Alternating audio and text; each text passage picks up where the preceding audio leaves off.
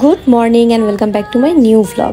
ইদানিং এত ব্যস্ত থাকি যে ভ্লগ করার সময় পাচ্ছি না। ইউ অল আর নো যে আমি নতুন বিজনেস শুরু করেছি রিসেন্টলি। আমি পাকিস্তানি অ্যান্ড ইন্ডিয়ান কিছু জুয়েলারি কালেকশন নিয়ে বিজনেস স্টার্ট করেছি। তোমরা অনেকেই হয়তো আমার নতুন পেজে আমাকে অনেক উইশ করেছো, thank you very much. And যারা এখন আমার নতুন পেজে লাইক দাও নাই তারা অবশ্যই আমার নতুন পেজটাতেও ফলো লাইক দিয়ে পাশে থাকবা। যেভাবে তোমরা এই পেজটাতে ভালোবাসা দিয়েছো ঠিক সেভাবে।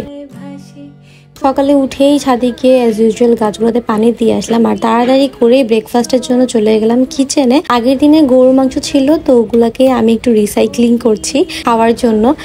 এগুলাকে একটু পেঁয়াজ মরিচ একটু তেলে সুন্দর করে ভেজে ভেজে নিলাম যাতে করে খেতে অনেক ভালো লাগে। আর এই তো পরেরটা চুলায় বসিয়ে দিলাম হচ্ছে রুটি। আর রুটি ছেঁকা এখন আমার জন্য অনেক বেশি ইজিয়ার হয়ে গিয়েছে। তাওয়াতে আগে রুটিগুলো লেগে যেত আর এখন একটা আপু আমাকে খুব ভালো একটা পরামর্শ দিয়েছিল যে তাওয়াতে ভালো করে তেল ব্রাশ করে নিতে। আর সত্যিই তাওয়াতে তেল ব্রাশ করে রুটি লাগে না। তোমাদেরও যাদের এই ধরনের সমস্যা আছে তারাও কিন্তু ট্রাই করে দেখতে পারো।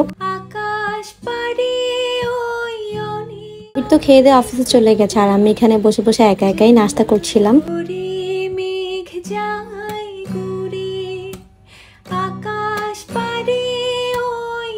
চা খেতে খেতেই ভাবছিলাম আজকে সারাদিনের কি কি কাজ করতে হবে, বিজনেসের কি কি কাজ গুছাতে হবে, সবকিছু একদম মাইন্ডসেট করে নিচ্ছিলাম। আর এরপর থেকে পড়লাম কাজে।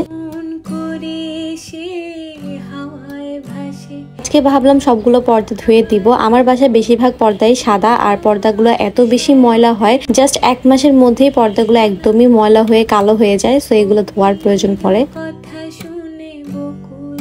আর এই সাদা পর্দাগুলো কিন্তু গরম পানিতে না ভিজালে একদমই পরিষ্কার হয় না। তাই বুয়া আসার আগেই আমি গরম পানিতে সুন্দর করে পর্দাগুলো ভিজিয়ে রাখলাম যাতে আপা এসেই পর্দাগুলো ধুয়ে দিতে পারে।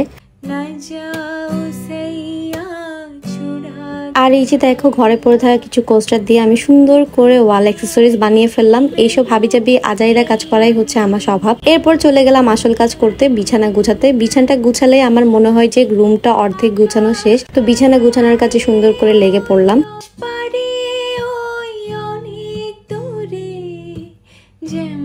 কিউট পম্পমলা কুশন কাভারটা আমি মেলা থেকে মাত্র 80 টাকা দিয়ে নিয়েছি। আর এটার মধ্যে আমি সুন্দর করে মশারি ভাঁজ করে ঢুকিয়ে রেখেছি, দেখতেও অনেক সুন্দর লাগছে। আর এই যে আমার ওয়াল অ্যাক্সেসরিজটা দেয়ালে কেমন লাগছে আমাকে কিন্তু কমেন্ট করে অবশ্যই জানাবে তোমরা। বাইরে খুব সুন্দর রোদ উঠেছে আর সানলাইট থাকতে থাকতে আমি আমার বিজনেসের কিছু কাজকর্ম সেরে ফেললাম। পেজে কিন্তু খুব সুন্দর সুন্দর ইন্ডিয়া থেকে ইম্পোর্টেড অক্সিডাইজ জুয়েলারি এসেছে আর ওগুলারই সুন্দর করে ফটোশুট করে নিচ্ছিলাম তোমাদের জন্য। আর পেজ ওপেনিং উপলক্ষে কিন্তু আমি একদমই জিরো প্রফিটে অনেক হিউজ ডিসকাউন্টে প্রোডাক্ট দিচ্ছি। তো এখনই কিন্তু ঈদের জন্য কেনাকাটা করার উত্তম সময়। সো তোমরা কিন্তু সুন্দর করে পেজ থেকে দেখে দেখে আমাকে ইনবক্স করে ফেলতে পারো। যে কিন্তু শুধু জুয়েলারি না, সুন্দর সুন্দর শল কালেকশন এসেছে। যেহেতু শীতকাল চলেই এসেছে আর সুন্দর সুন্দর শল কিন্তু আমরা ড্রেসের সাথে ম্যাচিং করে পরতে পছন্দ করি। সো আমি কিন্তু অনেক সুন্দর সুন্দর শলও এনেছি আর খুবই রিজনেবল প্রাইসে। তোমরা কিন্তু চেক আউট করে নিতে পারো।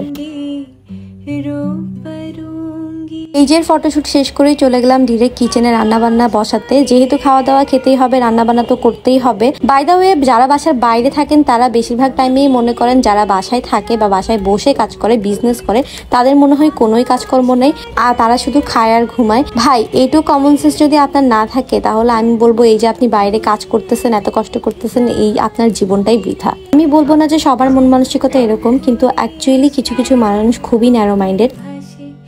এনিওয়েজ, এরপর সন্ধ্যা হয়ে যায়। আমি এরপর আর কোনো ক্লিপ নিয়ে নেই, ডিরেক্ট চলে গিয়েছিলাম ভার্সিটিতে। আর এই যে আমি ক্লাস করছি। So that was it for today. See you guys in my next blog. By.